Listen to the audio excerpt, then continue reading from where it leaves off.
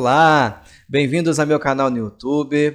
Eu sou o professor Leonardo Saraiva, falando sobre a Constituição Federal de 88, artigo por artigo, inciso por inciso. Não tem passado nada. Chegamos ao artigo 26, vamos falar sobre bens dos estados. Muito importante, não tão cobrado em prova, mas a análise sistemática de cada artigo da Constituição ela nos leva a um aprendizado de um todo. E na hora da prova, na hora da questão do concurso, eu te garanto, fica bem mais fácil. Bom, no artigo 26, nós temos: incluem-se entre os bens dos estados. Inciso 1º, as águas superficiais ou subterrâneas, fluentes, emergentes e em depósito, ressalvadas, neste caso, na forma da lei, as decorrentes de obras da União.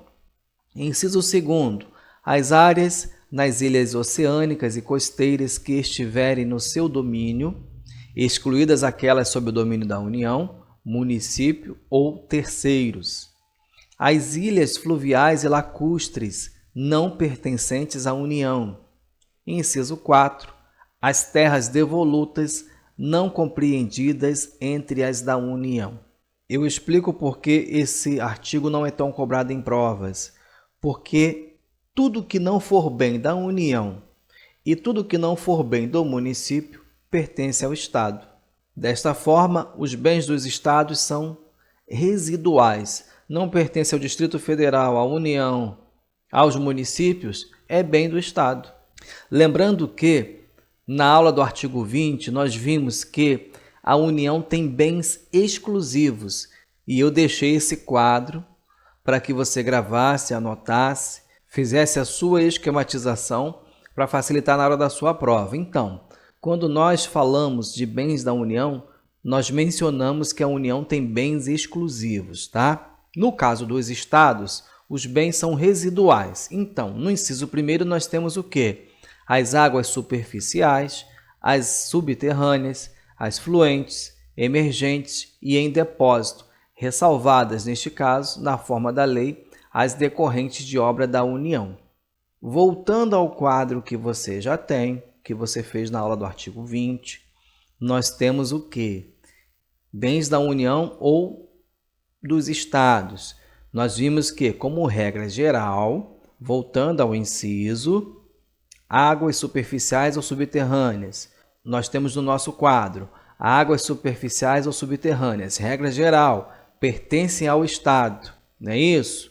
Exceção, União, se na forma da lei decorrerem de obras da União.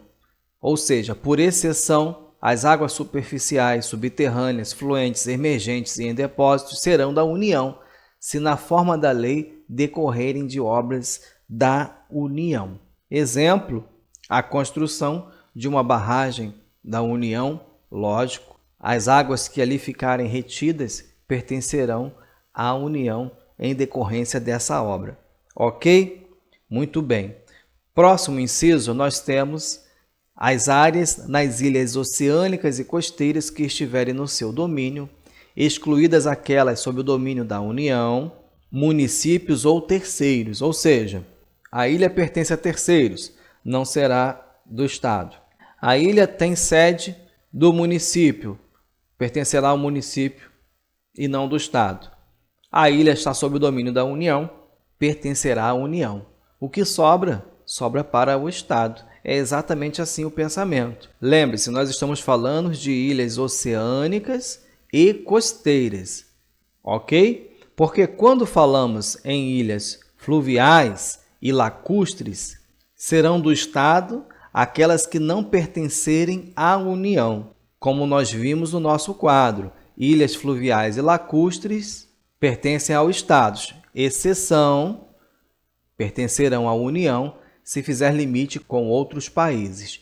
Eu estou utilizando o mesmo quadro que eu utilizei na aula de bens da União, até para facilitar e fixar melhor o seu entendimento. Se você precisa de uma explicação mais a fundo sobre o que é lacustre, sobre o que é uma ilha fluvial, sobre o que é uma terra devoluta, eu sugiro que você venha assistir às aulas do artigo 20 da Constituição Federal. Estão disponíveis aqui no canal, link na descrição, ok? Seguindo então, as terras devolutas não compreendidas entre as da União vão pertencer a quem? Aos estados. Lembrando que terras devolutas pertencerão à União se indispensáveis à defesa das fronteiras, das fortificações e construções militares, das vias federais de comunicação ou se indispensáveis à preservação ambiental. Qual é o mnemônico que alguns utilizam para esse artigo 26?